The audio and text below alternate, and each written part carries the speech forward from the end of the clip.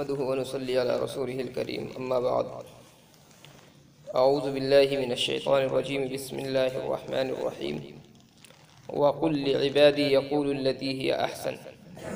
ان الشيطان ينزغ بينهم ان الشيطان كان للانسان عدوا مبينا۔ مکہ المکرمہ کے ابتدائی حالات کے تعلق سے یہ آیت نازل ہوئی ہے۔ ابتدا میں مسلمانوں پر چونکہ بہت زیادہ ظلم و ستم کیے گئے، ہر طریقے سے ان کو ستایا گیا، اس لیے جب بہت زیادہ مسلمان پریشان ہوئے تو نبی علیہ السلام کی خدمت میں آ کر کے ان حضرات نے شکایت کی،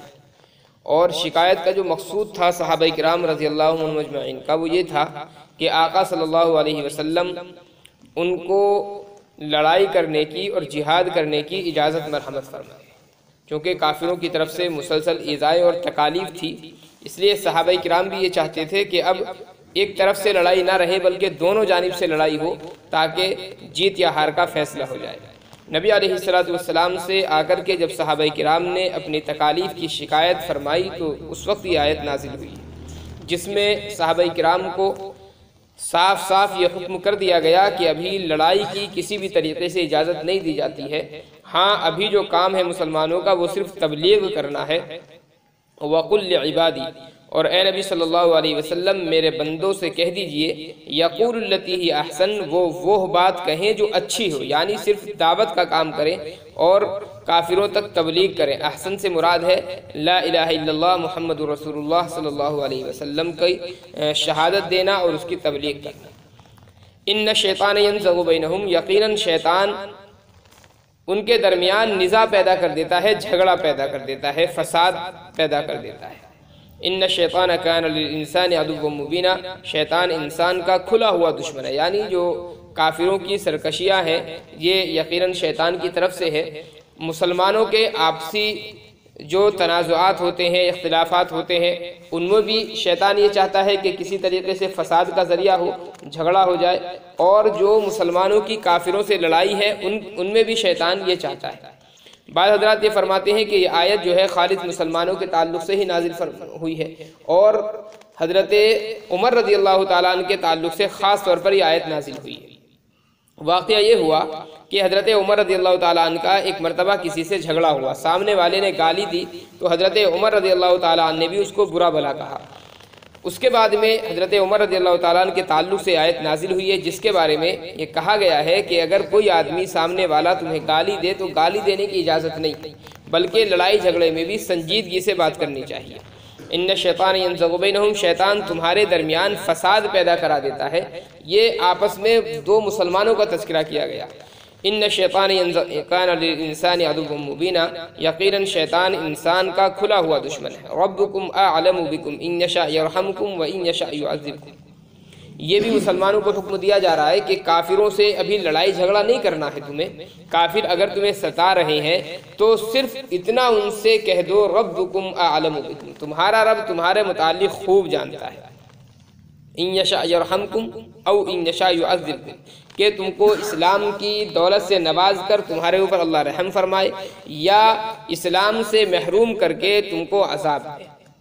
یہ خطاب ہے کہ ڈائریکٹ جا کر کے کافروں سے اب یہ نہ کہے کہ تم جہنمی ہو۔ اب ظاہر ہے سامنے والے کو اس چیز سے غصہ آئے گا، تو اس لیے اس کا ایک طریقہ بتلایا گیا ہے کہ اچھے طریقے سے بات ان تک پہنچانی ہے۔ ان یشاء یرحمکم، اگر چاہے اللہ تمہارے اوپر رحم فرمائے، یعنی اسلام کی دولت تم کو دے دے اور اس کی وجہ سے پھر جنت کے مستحق ہو جاؤ، یا اگر چاہے تو اللہ تمہارے اوپر عذاب دے، یعنی اسلام کی دولت سے محرومی کی بنا پر تم کو عذاب دیا جائے۔ وَمَا أَرْسَلْنَاكَ عَلَيْهِمْ وَكِيلًا، اور اے نبی صلی اللہ علیہ وسلم ہم نے آپ کو ان کا نگہبان نہیں بنایا، نگراں نہیں بنایا ہے۔ ان لوگوں کا کفر آپ کو کوئی نقصان دے ایسا نہیں ہو سکتا، اس لیے کہ آپ کا جو کام ہے وہ صرف تبلیغ ہے۔ وَرَبُّكَ أَعْلَمُ بِمَنْ فِي السَّمَاوَاتِ وَالْأَرْضِ، تمہارا رب خوب جانتا ہے ان کو جو آسمانوں میں ہے اور جو زمین میں ہے۔ کفار مکہ کہا کرتے تھے نبی علیہ السلام کے متعلق کہ بھلا یہ ابو طالب کا ایک یتیم بچہ ہے، یعنی بھتیجا ہے ان کا، اللہ تعالیٰ نبی اگر بناتا تو بھلا کسی یتیم کو کیوں بناتا؟ یا نبی صلی اللہ علیہ وسلم کے جو ماننے والے لوگ ہیں وہ بلال اور صہیب جیسے غربت والے اور افلاس والے لوگ ہیں، بھلا اللہ تعالیٰ کے ولی کوئی غریب اور نادار لوگ بھی ہو سکتے ہیں؟ تو اس طرح کے وہ اعتراضات کیا کرتے تھے۔ اس کا جواب دیا گیا وَلَقَدْ فَضَّلْنَا بَعْضَ النَّبِيِّينَ عَلَى بَعْضٍ، اور ہم نے فضیلت دی ہے بعض نبیوں کو بعض پر، یعنی نبی علیہ السلام سے پہلے جو بھی انبیاء علیہ السلام دنیا میں تشریف لائے ہیں، اور انبیاء میں جو ایک دوسرے کو فضیلت دی گئی ہے وہ مال و دولت کی بنا پر فضیلت نہیں دی گئی ہے، بلکہ اللہ نے جو فضیلت دی ہے وہ تقوی کی بنا پر اور اللہ تعالیٰ کے قرب کی بنا پر اللہ نے بعض کو بعض پر فضیلت دی ہے۔ وَآتَيْنَا دَاوُودَ زَبُورًا، نبی علیہ السلام پر قرآن کریم کا نازل ہونا یہ کوئی بعید چیز نہیں ہے، اس لیے کہ ہم اس سے پہلے داؤد علیہ السلام کو زبور عطا کر چکے ہیں۔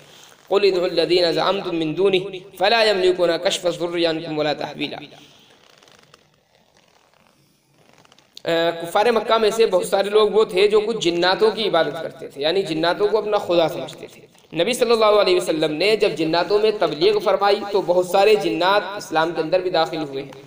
ان میں سے وہ جنات بھی تھے جن کی کفار مکہ باضابطہ عبادت کیا کرتے تھے، تو جن کو یہ خدا مانتے تھے وہ تو خود اسلام کے اندر داخل ہو گئے، لیکن یہ برابر انہی کی عبادت اور پوجا کرتے رہے۔ اس کے متعلق قرآن کریم میں پھر فرمایا گیا اے نبی فرما دیجئے ادعوا الذین زعمتم من دونہ، ان سے کہو کہ پکارو ان کو جن کے متعلق تمہارا یہ خیال ہے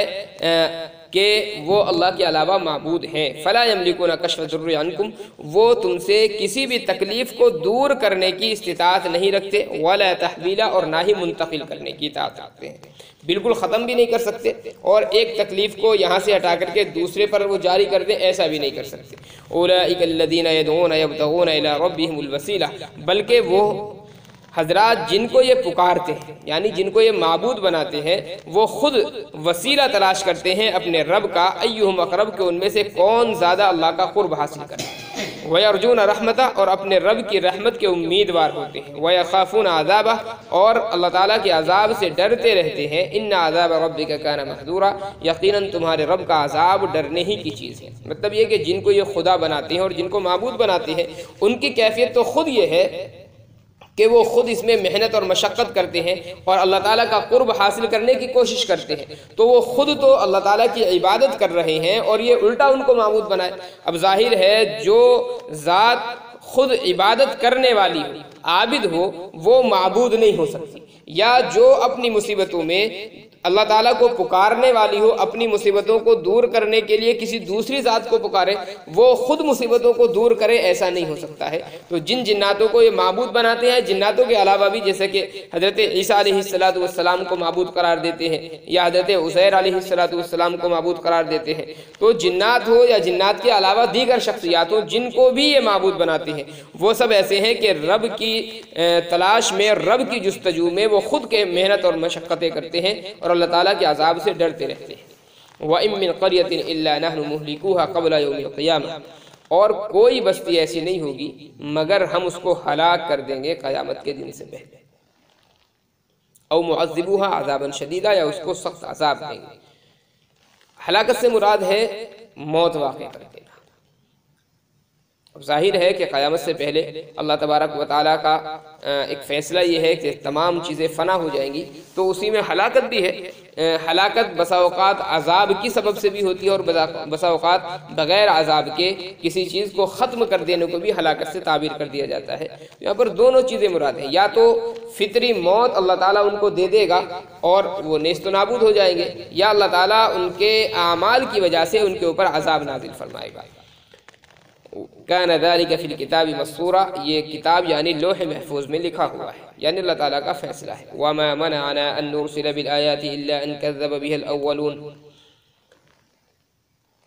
یہ آیت جو ہے یہ بھی ایک خاص مطالبے کے مطابق نازل ہوئی ہے۔ کفار مکہ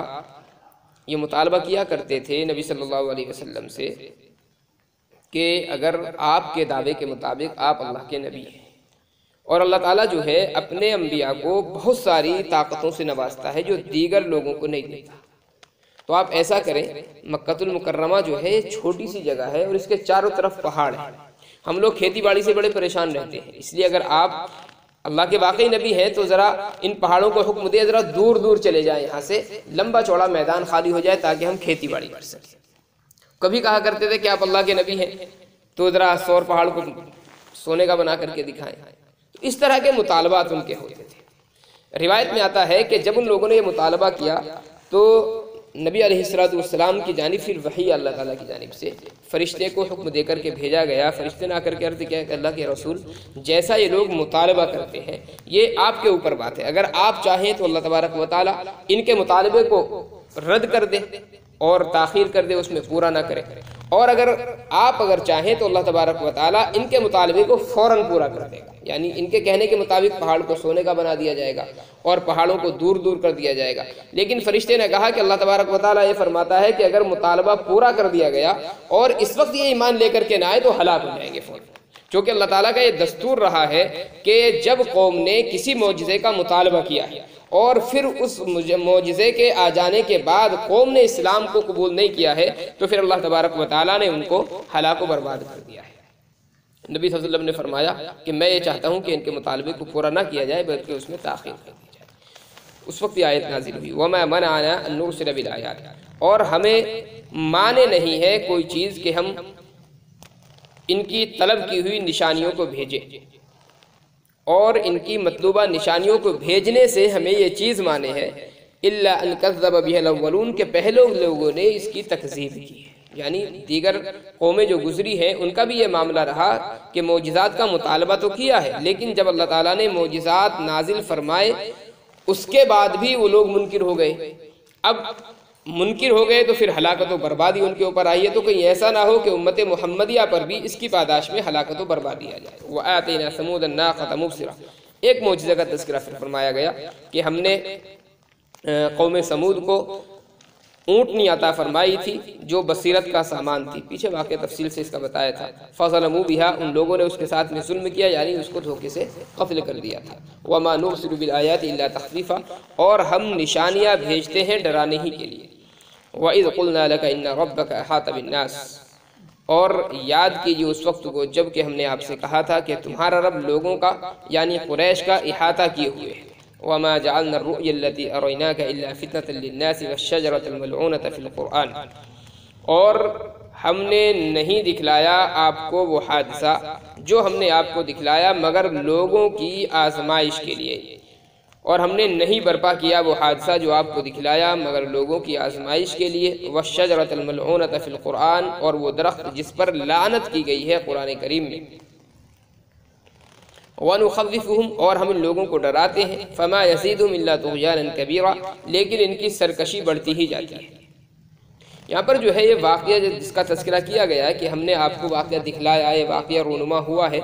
برپا ہم نے واقعہ کیا، یہ کون سا ہے؟ تو رؤیا سے مراد کیا ہے؟ یا تو اکثر مفسرین تو یہی کہتے ہیں کہ اس سے جو مراد ہے وہ معراج کا واقعہ ہے، کہ معراج کا جو واقعہ تھا وہ لوگوں کے لیے ایک آزمائش کا ذریعہ تھا. فتنہ آزمائش بھی کہہ سکتے ہیں اور فتنے سے مراد ارتداد بھی کہہ سکتے ہیں، یعنی مرتد ہونا. تو وہ واقعہ ایسا تھا کہ جو لوگوں کے لیے بڑی آزمائش کا ذریعہ بنا، اور بہت سارے لوگ اس میں جو کافر تھے وہ تو نبی صلی اللہ علیہ وسلم کا انکار کر ہی رہے تھے، لیکن وہ لوگ جو ابتداءً اسلام کے اندر داخل ہوئے تھے اور ابتداء اسلام پورے طور سے ان کے دماغ میں اور دلوں پر بیٹھا نہیں تھا، بہت سارے لوگ وہ تھے جو مرتد ہو گئے تھے اس واقعے کو سن کر کے. تو یا تو اس سے خاص وہی واقعہ مراد ہے. بعض حضرات نے اور بھی کچھ خواب جو ہے نبی صلی اللہ علیہ وسلم کے وہ اس کے متعلق ذکر فرمائے ہیں کہ یہاں پر رؤیا جو ہے خاص طور پر خواب کے تعلق سے فرمایا گیا ہے. یہ خواب کون سے تھے؟ نبی صلی اللہ علیہ وسلم نے ایک مرتبہ خواب دیکھا کہ میرا جو ممبر ہے اس ممبر پر بنو امیہ کے لوگ اچھل کود کر رہے ہیں. یعنی ایک آتا ہے وہ اچھل کود کرتا ہے، وہ چلا جاتا ہے، پھر دوسرا آ کر کے اچھل کود کرتا ہے، وہ چلا جاتا ہے، پھر تیسرا آ کر کے اچھل کود کرتا ہے. نبی صلی اللہ علیہ وسلم نے یہ خواب دیکھا. آقا صلی اللہ علیہ وسلم کے اس خواب کی تعبیر یہ تھی کہ بنو امیہ کی جو حکومت آئے گی اس کے اندر فتنہ اور فساد برپا. اور اس کے بعد میں یہی ہوا کہ بنو امیہ کے جو حضرات خلفاء ہوئے ہیں پھر بہت سارے فتنوں کے اندر وہ مبتلا ہوئے. یا بہت سارے حضرات نے لکھا ہے کہ یہ جو خواب ہے نبی صلی اللہ علیہ وسلم کا، یہ آقا صلی اللہ علیہ وسلم نے غزوہ بدر کے تعلق سے دیکھا تھا. نبی علیہ السلام جس وقت میدان بدر میں پہنچے ہیں تو نبی علیہ السلام نے ابھی جنگ شروع نہیں ہوئی تھی، اور آقا صلی اللہ علیہ وسلم نے باضابطہ وہاں پر جگہ متعین فرما دی تھی اور فرما دیا تھا کہ یہ جو ہے یہ فلاں آدمی کی قتل گاہ ہے، یہ فلاں آدمی کی قتل گاہ، یعنی کفار مکہ میں سے جو لوگ بدر کے اندر قتل کیے گئے ہیں، تو نبی صلی اللہ علیہ وسلم نے پہلے باضابطہ جگہ متعین فرما دی تھی ان کی کہ فلاں آدمی اس جگہ قتل ہوگا، فلاں آدمی اس جگہ قتل ہوگا۔ جب کفار مکہ نے یہ بات سنی تو نبی صلی اللہ علیہ وسلم کا استہزاء اور مذاق اڑا رہے تھے، تو یہ ہے فتنہ۔ یا ایک روایت یہ بھی ملتی ہے کہ آقا صلی اللہ علیہ وسلم نے جو خواب دیکھا تھا وہ صلح حدیبیہ کے تعلق سے خواب تھا۔ صلح حدیبیہ سے پہلے نبی علیہ السلام نے خواب دیکھا تھا مکہ المکرمہ کے اندر داخلے۔ اب چونکہ مسلمان جو تھے وہ مدینہ منورہ کے اندر تھے اور مکہ المکرمہ میں داخلہ مسلمانوں کا ممنوع ہو چکا تھا۔ نبی صلی اللہ علیہ وسلم نے خواب دیکھا، صحابہ کرام رضی اللہ عنہم اجمعین کو آقا صلی اللہ علیہ وسلم نے یہ خواب بتلا دیا، صحابہ کرام بڑے خوش ہوئے۔ پھر نبی علیہ السلام باضابطہ عمرے کی تیاری سے گھر سے نکلے، اور جب مکہ المکرمہ کے قریب پہنچے تو آقا صلی اللہ علیہ وسلم کو اور مسلمانوں کو روک دیا گیا اور وہاں سے واپس کر دیا گیا، مکہ المکرمہ میں داخل نہیں ہونے دیا۔ اب بہت سارے لوگ شکوک و شبہات کے اندر مبتلا ہو گئے کہ نبی صلی اللہ علیہ وسلم نے اگر خواب بیان کیا ہے اپنا تو پھر یہ خواب جھوٹا کیسے ہو سکتا ہے۔ خیر وہ خواب جو ہے اگلے سال پھر سچا ہوا کہ آقا صلی اللہ علیہ وسلم اس سال تو عمرہ وغیرہ آپ نے نہیں کیا، لیکن آئندہ سال پھر نبی علیہ السلام آئے اور عمرہ آپ نے کیا ہے۔ اس کے متعلق یہ بھی ہے کہ جب لوگوں نے یہ مسئلہ دیکھا کہ آقا صلی اللہ علیہ وسلم نے خواب بیان کیا ہے اور مکہ المکرمہ میں داخلہ نہیں ہوا ہے، تو نبی علیہ السلام سے تو شکایت کا موقع نہیں تھا لوگوں کے پاس میں، لیکن حضرت ابوبکر صدیق رضی اللہ تعالیٰ عنہ کے پاس میں آئے، اور حضرت ابوبکر صدیق رضی اللہ تعالیٰ عنہ کی جو زبان تھی وہ نبوت کے عین مطابق ہوا کرتی تھی۔ حضرت ابوبکر صدیق سے لوگوں نے آ کر کے شکایت کی کہ اللہ کے رسول نے تو خواب دیکھا، پھر یہ معاملہ کیسا ہوا، ہم داخل کیوں نہیں ہو پا رہے؟ حضرت ابوبکر صدیق رضی اللہ عنہ نے فرمایا کیا نبی صلی اللہ علیہ وسلم نے سال بھی متعین فرمایا ہے تم سے؟ اتنا تو آقا نے فرمایا ہے کہ مکہ المکرمہ میں سکون کے ساتھ داخل ہوں گے، لیکن سال متعین نہیں فرمایا نبی صلی اللہ علیہ وسلم نے۔ خیر یہ معاملہ ہوا، پھر نبی علیہ السلام کے سامنے جب یہ بات آئی تو حضرت ابوبکر صدیق رضی اللہ تعالیٰ نے جو جواب دیا تھا، آقا صلی اللہ علیہ وسلم نے بھی یہی جواب دیا کہ مجھے خواب میں یہ تو دکھلایا گیا لیکن سال متعین نہیں فرمایا گیا، وقت متعین نہیں کیا گیا کہ کب وہ وقت ہوگا۔ تو یہ جو خواب تھا اس کے اندر بھی چونکہ بہت سارے لوگ فتنے میں مبتلا ہوئے، یہ خواب بھی مراد ہو سکتا ہے، لیکن کچھ لوگوں نے اس خواب کا انکار کیا ہے، اور زیادہ مناسب یہ ہے کہ یہاں پر جو رؤیا سے وہی واقعہ مراد لیا جائے جو معراج کے تعلق سے۔ وَمَا جَعَلْنَا الرُّؤْيَا الَّتِي أَرَيْنَاكَ إِلَّا فِتْنَةً لِلنَّاسِ، اور ہم نے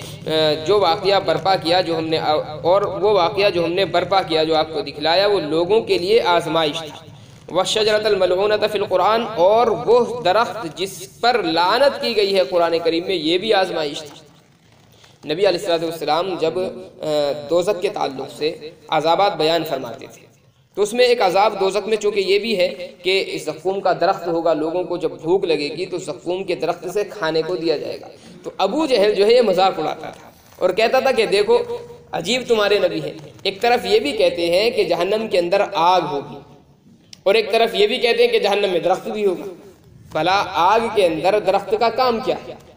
اور وہ یہ کہتا تھا کہ نبی صلی اللہ علیہ وسلم تم کو جس درخت سے ڈراتے ہیں زقوم سے، کہ ہمارے ہاں تو وہ بڑی مرغوب چیز سمجھی جاتی ہے، چونکہ یثرب کے اندر یعنی مدینہ منورہ کے جو اطراف میں زقوم لوگ سمجھتے تھے وہ مکھن کو اور کھجور کو ملا کر کے ساتھ میں کھاتے تھے، تو اس کا نام بھی انہوں نے زقوم رکھا ہوا تھا۔ تو یہ مذاق اڑاتا تھا کہ دیکھو ہمارے ہاں تو زقوم یہ چیز ہے، اور اگر اس سے تمہارے نبی ڈراتے ہیں تو یہ تو ڈرنے کی چیز نہیں ہے بلکہ یہ تو کھانے کی چیز ہے۔ تو اس طریقے سے وہ چونکہ استہزاء کیا کرتا تھا، یہ بھی فتنے کا سبب ہوا۔ وَالشَّجَرَةَ الْمَلْعُونَةَ فِي الْقُرْآنِ، اور وہ درخت جس پر قرآن کریم میں لعنت کی گئی۔ وَنُخَوِّفُهُمْ، ہم ان کو ڈراتے ہیں، فَمَا يَزِيدُهُمْ إِلَّا طُغْيَانًا كَبِيرًا، لیکن ان کی سرکشی بڑھتی ہی جاتی ہے۔ یعنی ہونا تو یہ چاہیے کہ اللہ تعالیٰ سے خوف کھائیں اور اللہ تعالیٰ کی طرف رجوع کریں، لیکن جتنا تخویف کی آیات نازل ہوتی ہیں قرآن کریم میں، جتنا عذاب سے ڈرایا جاتا ہے اتنا زیادہ یہ لوگ سرکش ہوتے جاتے ہیں۔ اللہ تعالیٰ عمل کی توفیق عنایت فرمائے۔ سبحان اللہ و بحمدہ، سبحانک اللہم و بحمدک، ونشہد ان لا الہ الا انت، نستغفرک۔